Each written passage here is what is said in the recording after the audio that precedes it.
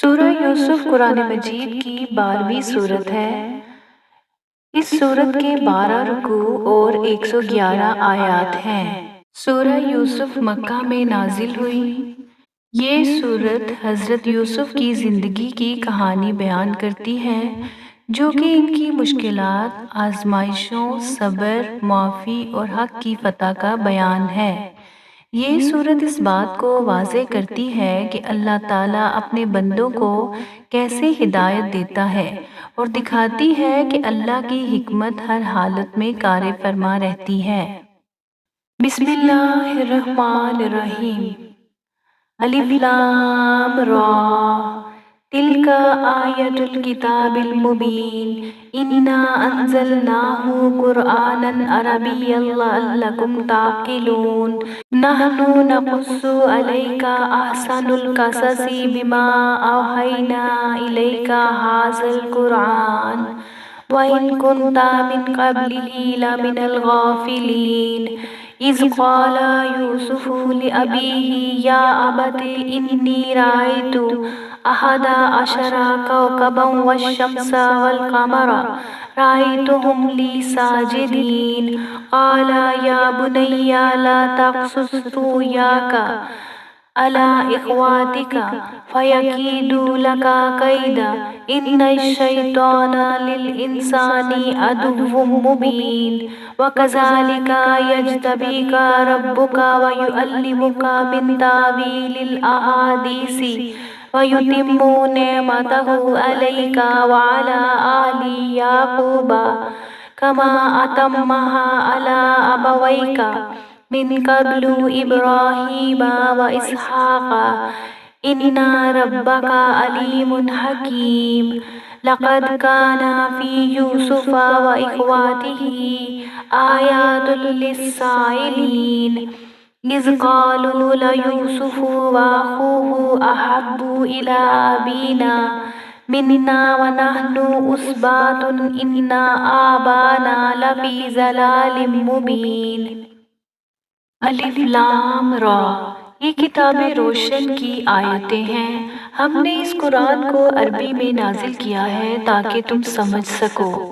اے پیغمبر، ہم اس قرآن کے ذریعے سے جو ہم نے تمہاری طرف بھیجا ہے تمہیں ایک نہایت اچھا قصہ سناتے ہیں اور تم اس سے پہلے بے خبر تھے۔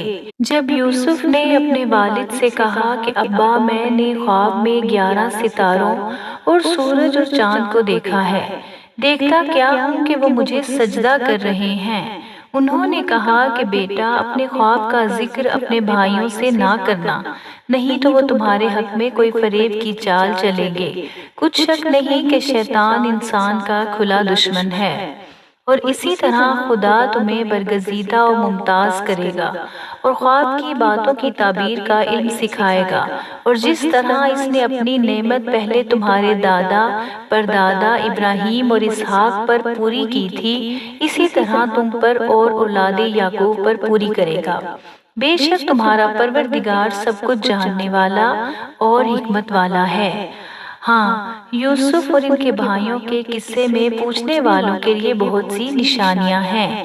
جب انہوں نے آپس میں تذکرہ کیا کہ یوسف اور اس کا بھائی ابا کو ہم سے زیادہ پیارے ہیں، حالانکہ ہم جماعت کی جماعت ہیں، کچھ شک نہیں کہ ابا صریح غلطی پر ہیں۔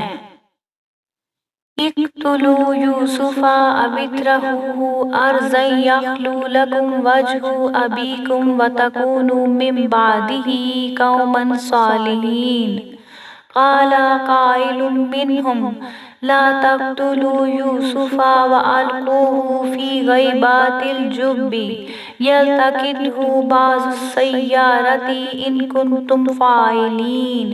قالوا يا أبانا ما لك لا تأمنا على يوسف وإنا له لناصحون أرسله معنا غدا يرتع ويلعب وإنا له لحافظون۔ قال إني ليحزنني أن تذهبوا به وأخاف أن يأكله الذئب وأنتم عنه غافلون۔ قالوا لئن أكله الذئب ونحن عصبة إنا إذا لخاسرون۔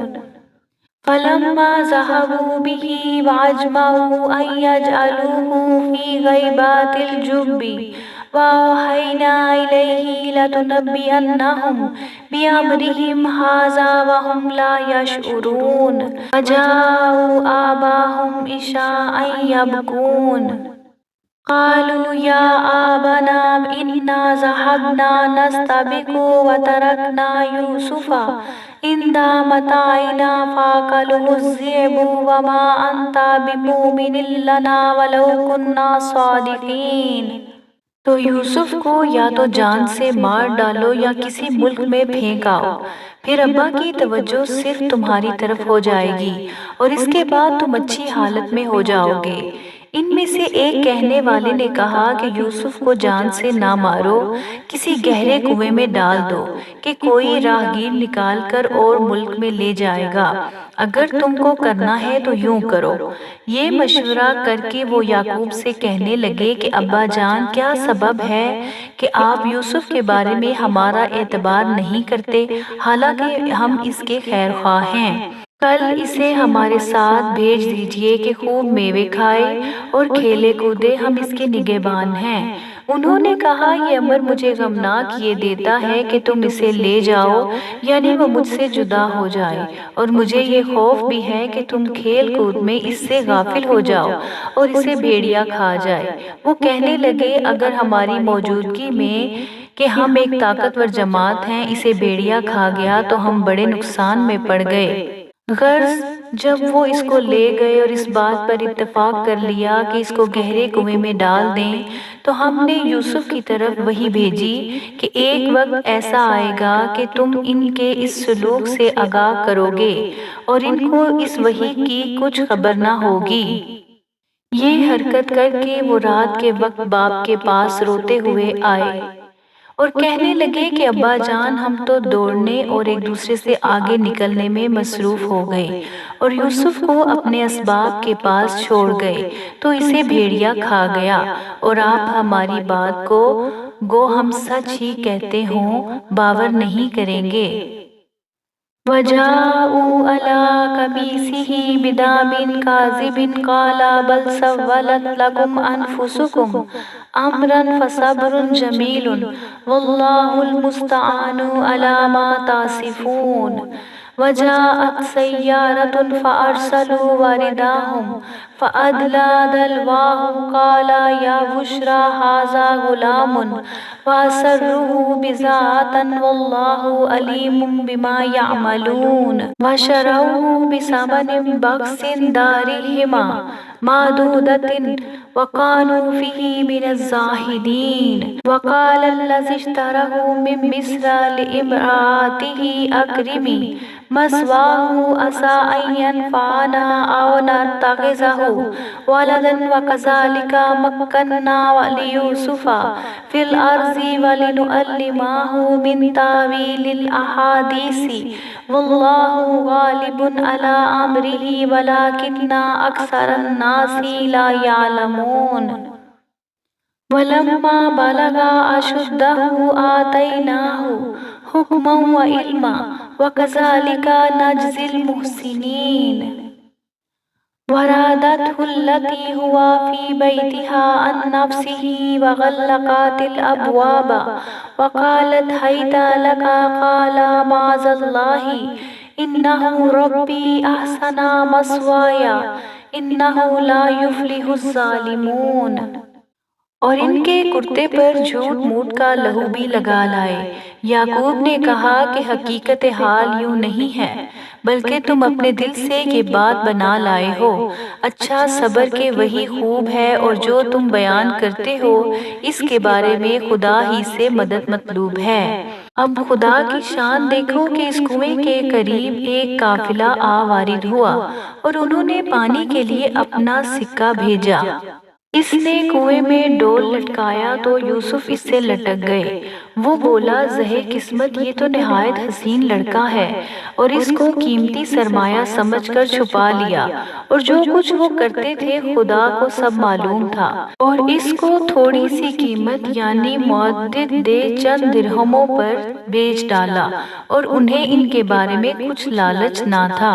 اور مصر میں جس شخص نے اس کو خریدا، اس نے اپنی بیوی سے جس کا نام زلیخا تھا کہا کہ اس کو عزت و اکرام سے رکھو، عجب نہیں کہ یہ ہمیں فائدہ دے یا ہم اسے بیٹا بنا لیں۔ اس طرح ہم نے یوسف کو سرزمین مصر میں جگہ دی، اور غرض یہ تھی کہ ہم ان کو خواب کی باتوں کی تعبیر سکھائیں، اور خدا اپنے کام پر غالب ہے لیکن اکثر لوگ نہیں جانتے۔